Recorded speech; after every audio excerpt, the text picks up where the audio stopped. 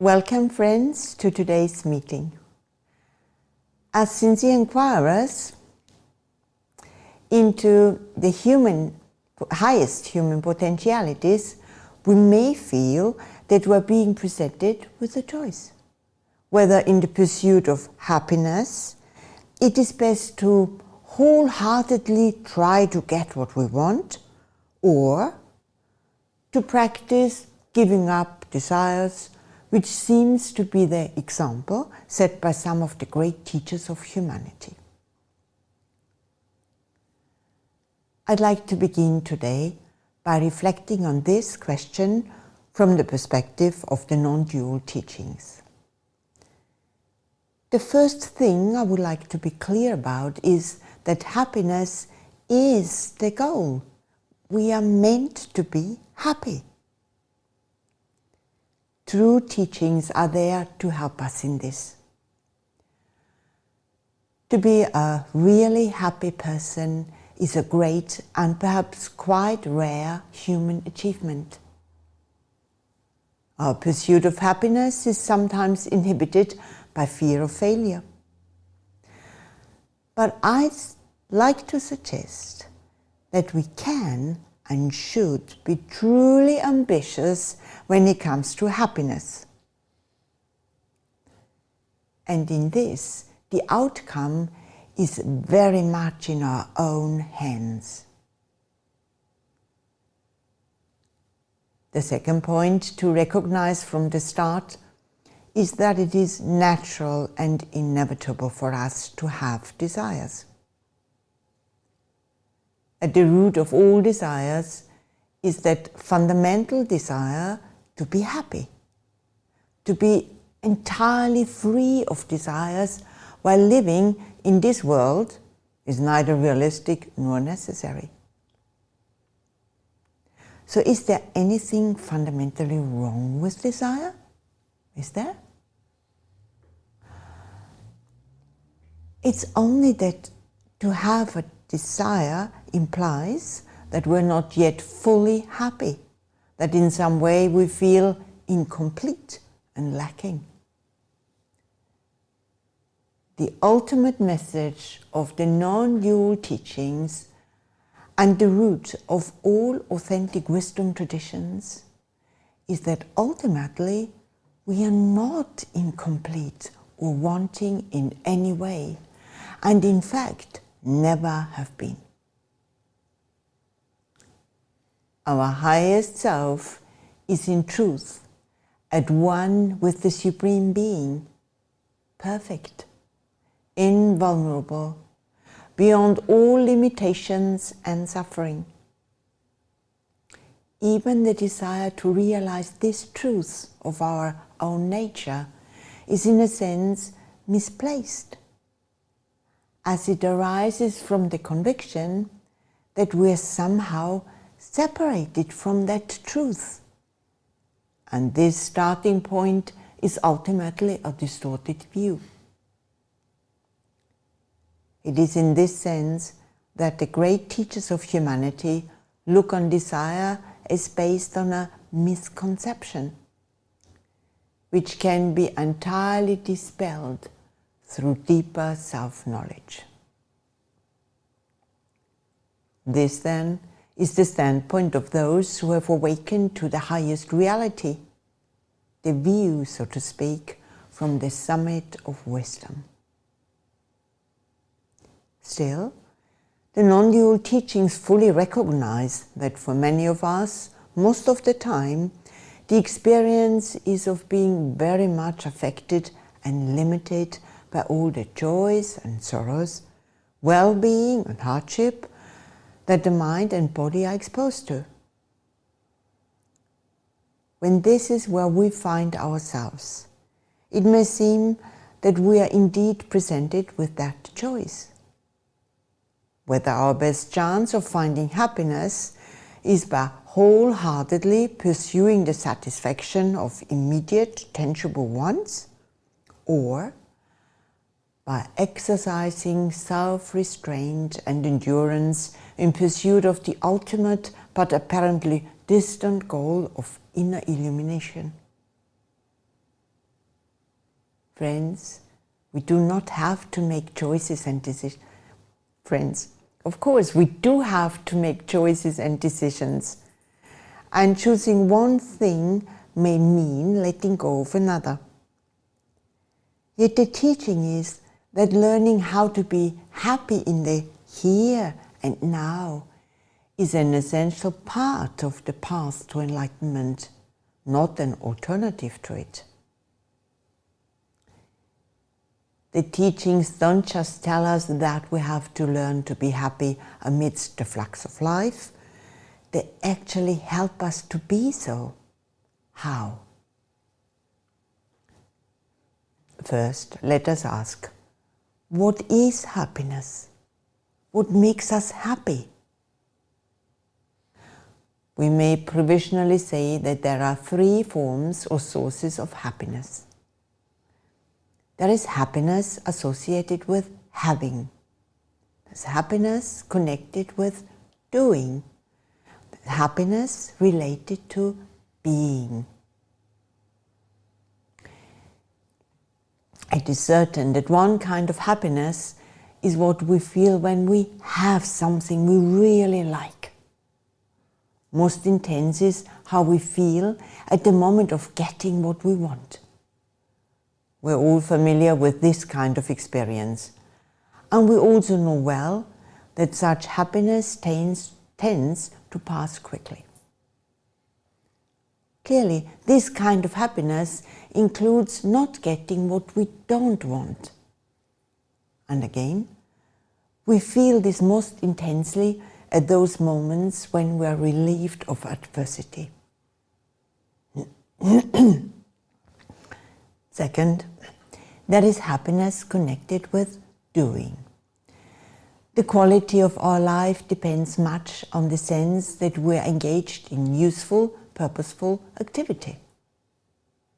This may come simply with being in a situation which we like, so then it is really just another case of getting what we want.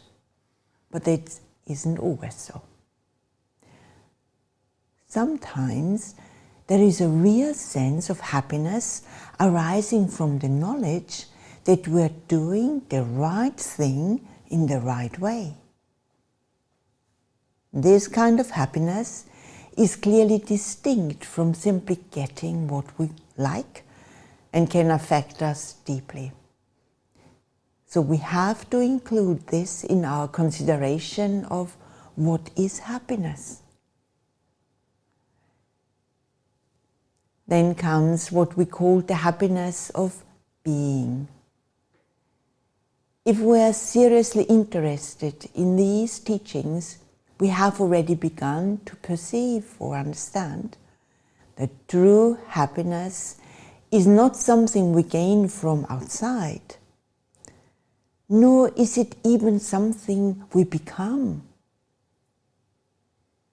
True happiness, joy, in Sanskrit anandam, is intrinsic to our nature.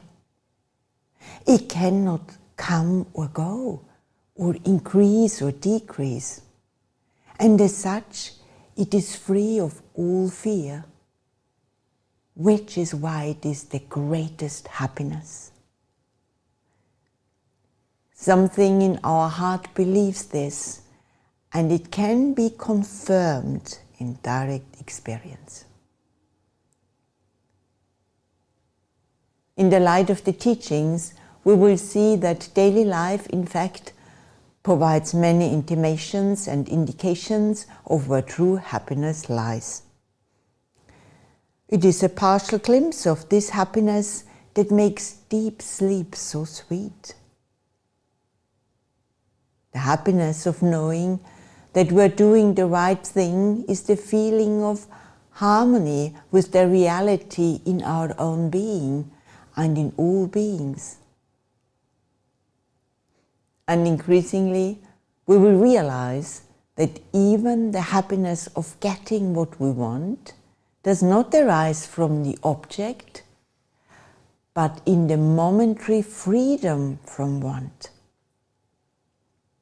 And it is this momentary pause in the mental activity that gives us the sense of completeness and self-sufficiency, which is our true nature. What we call happiness, then, in truth, always arises from a realization of our own being. Our passing and partial experiences of happiness are thus a momentary thinning of the fog of irrelevant and distracting mental activity that seems to cut us off from what we really are. How then are we to make this experience complete and perfect while addressing and balancing all the competing demands of life in the world? It is here that the non-dual teachings are most transformative.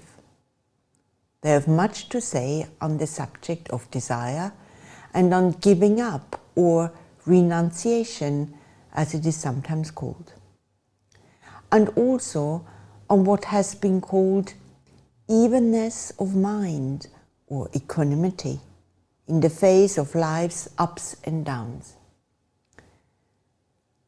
When we understand these teachings fully, and we can only do this by putting them into practice, we find that they are not advising us to give up desire.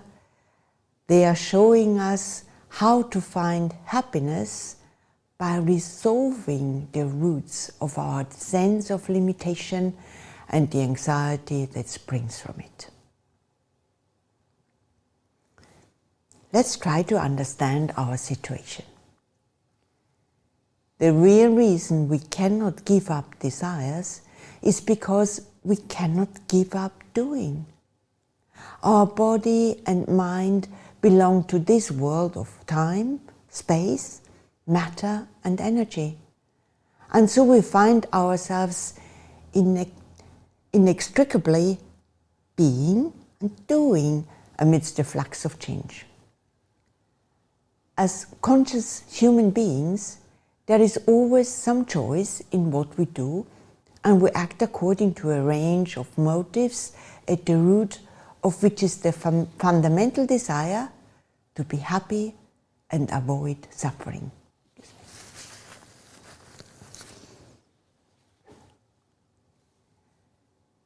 So giving up desire completely is no more possible than getting out of time and space and this changing world.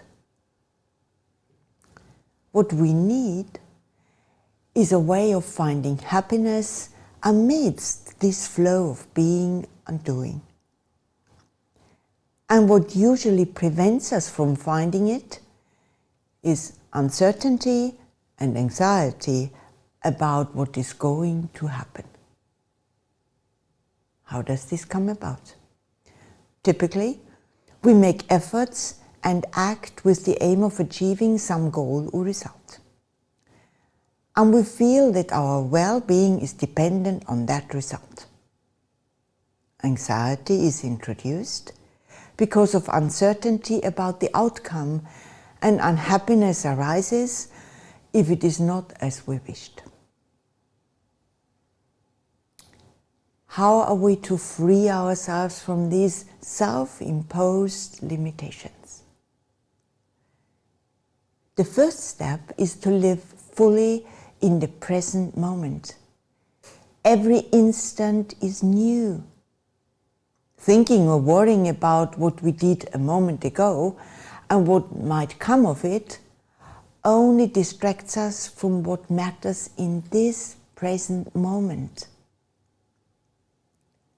If something has been set in motion and it is time to turn to another task, then let's be focused on that. We can convince and remind ourselves that this is the best way of being and doing, and it will immediately relieve us of much anxiety and tension.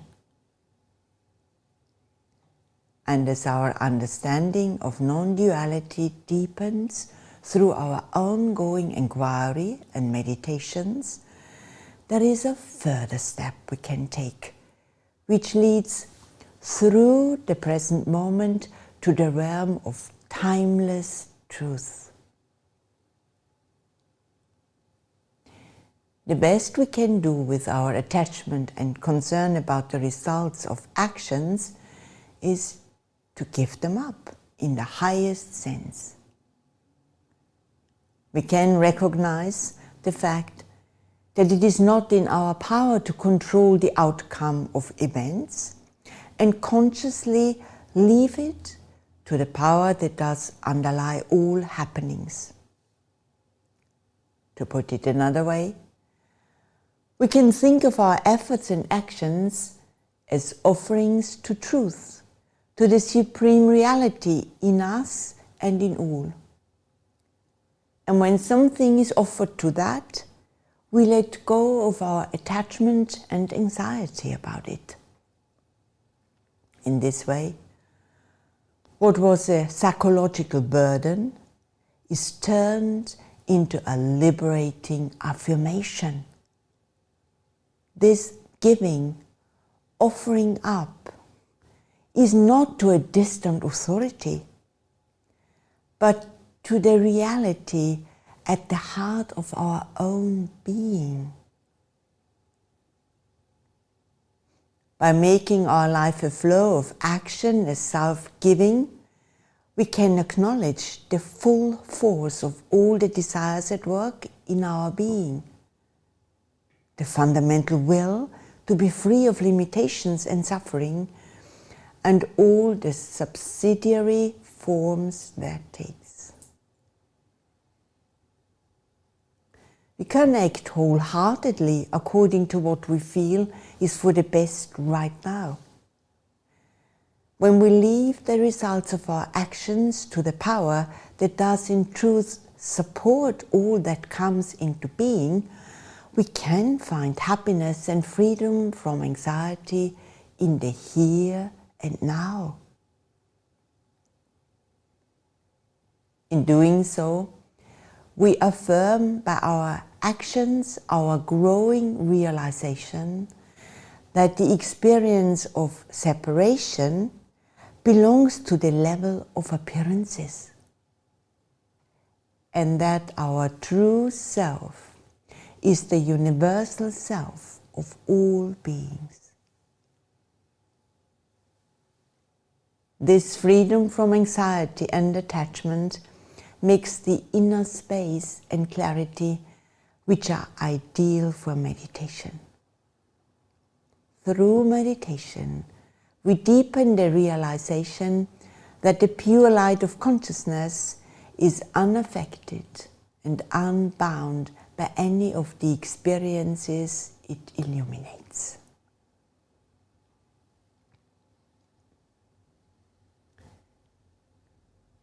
So, let us turn to our meditation practices for today. We begin with an inner preparation. During this time, we confirm our conscious decision to give our full attention to what is deepest and most essential in our being. How do we do this?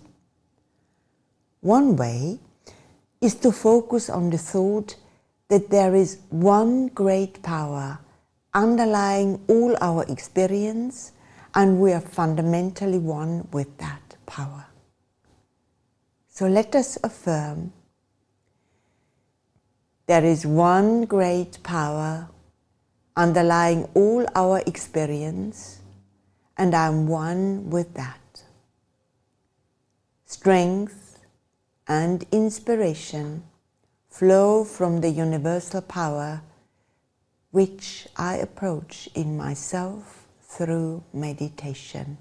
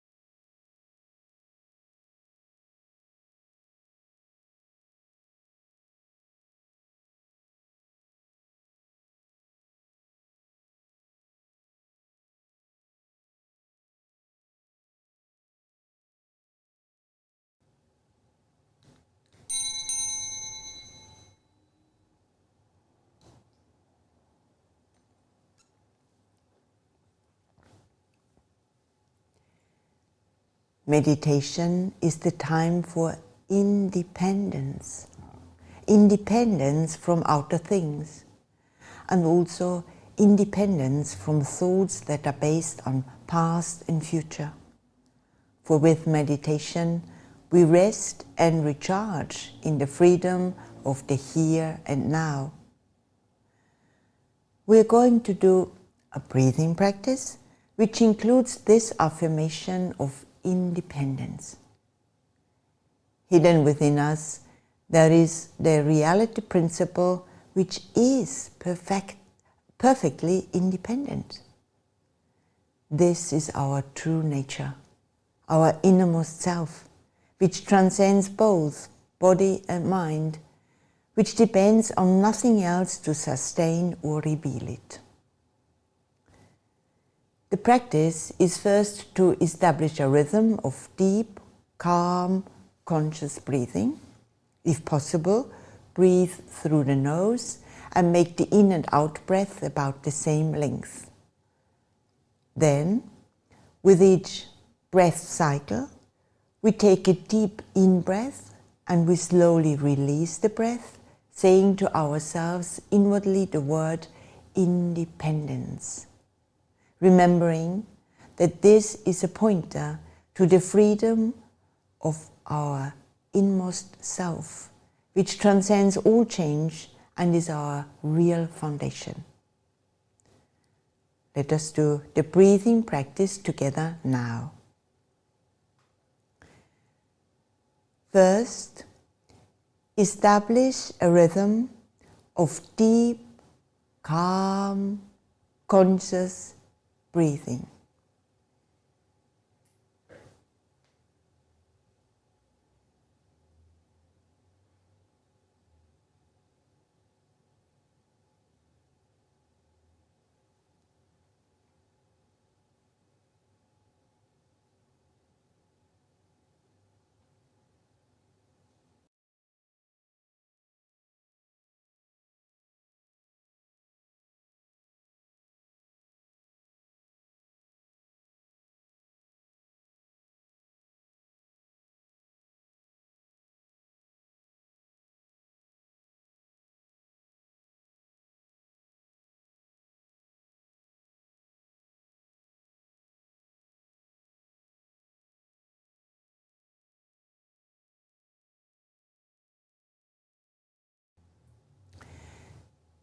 Now with each breath cycle, we take a deep in-breath, then we slowly release the breath, saying to ourselves inwardly the word independence. Remembering that this is a pointer to the freedom of our inmost self.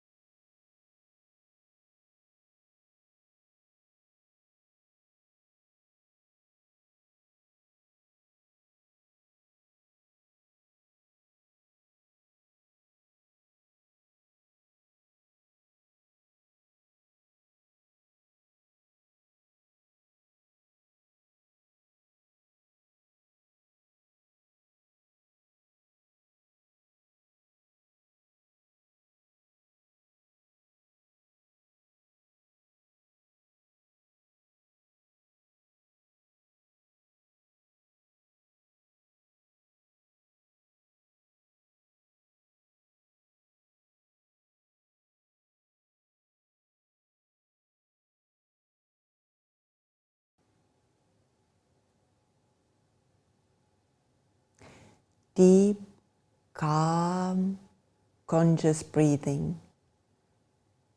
With each breath cycle, we take a deep in-breath Then we slowly release the breath, saying to ourselves inwardly the word independence.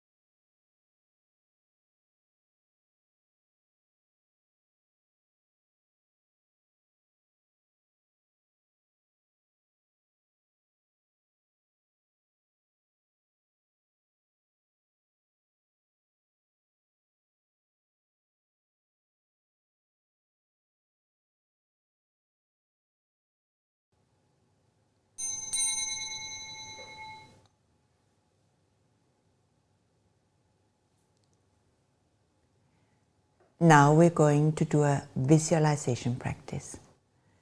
This practice is based on the flame of a candle.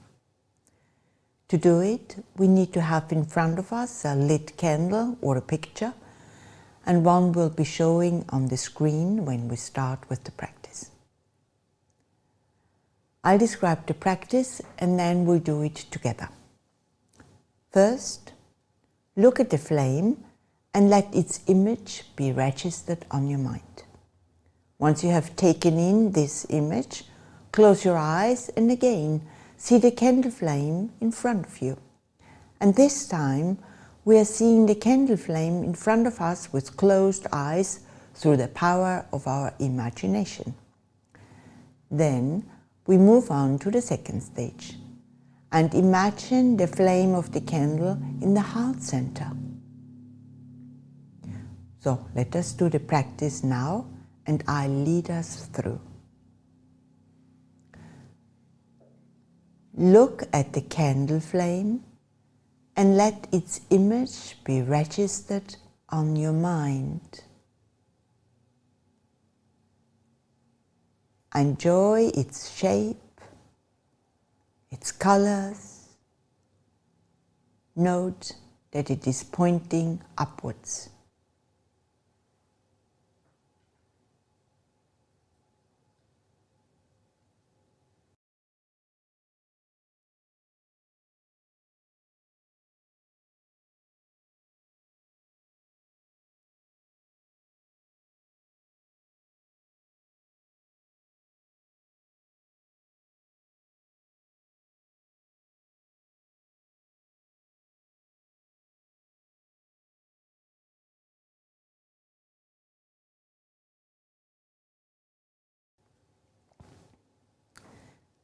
Now close your eyes and again see the candle in front of you as before. Note its qualities and enjoy the colors, the shape and the brightness. This time we are seeing the candle flame in front of us with closed eyes through the power of our imagination.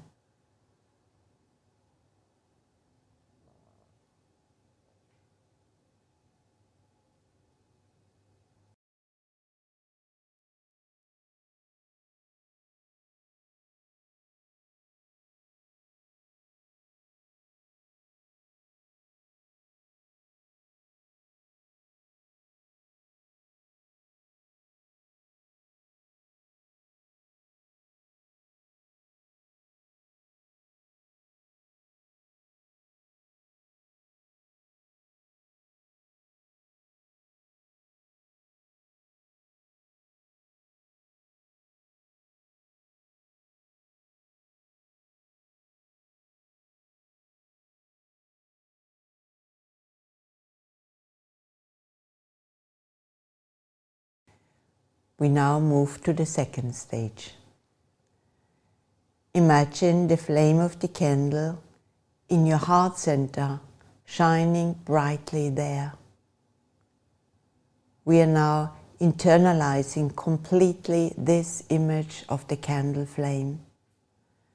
It is symbolic of the eternal light at the core of our being. So as you imagine this light in you, enjoy its warm glow and your connectedness with it.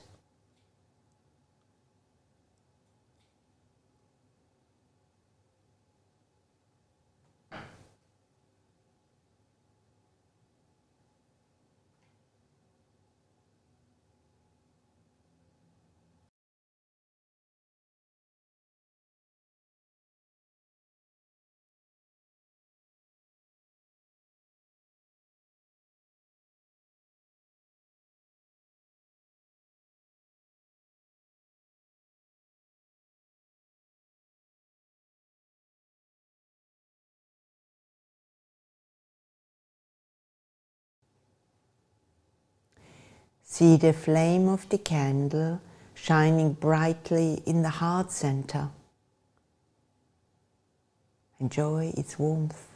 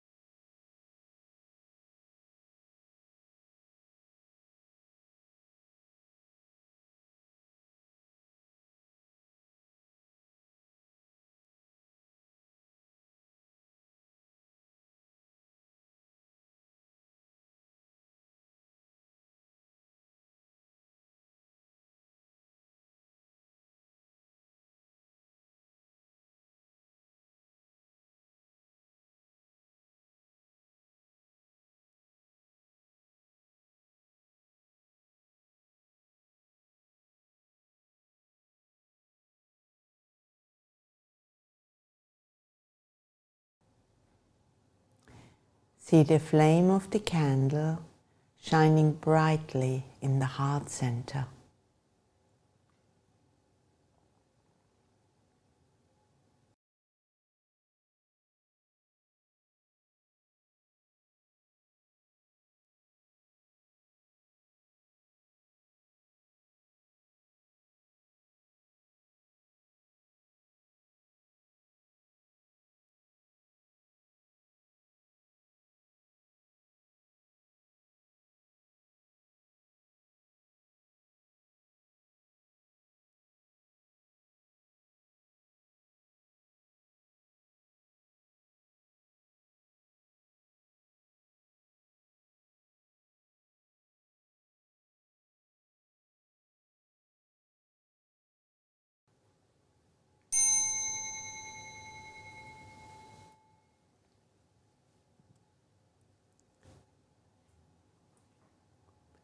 Next, we're going to meditate on a text, and it is this. The light of truth, which is immortality, inspiration, and beauty, is my own self. The meditation text draws our focused attention towards the deeper reality of our ultimate being. Here we learn that our true nature is immortal and is the ultimate source of all attraction and inspiration. When we reflect on our true nature as independent, eternal, blissful, we are making the best use of our mental powers. Why? Because to use our mind in this way will set in motion an inner unfoldment of the higher consciousness. When we meditate, we repeat the text to ourselves a few times so that it is established in our mind. Holding the text in our attention in this way will, with calm alertness, its meaning and quality will begin to infuse the deeper layers of the mind and will reveal a new depth and value in our own being. So stay alert during this time and let the meditation sentence be your main thought. Let us meditate together now. The light of truth, which is immortality, inspiration and beauty, is my own self. The light of truth, which is immortality, inspiration and beauty, is my own self.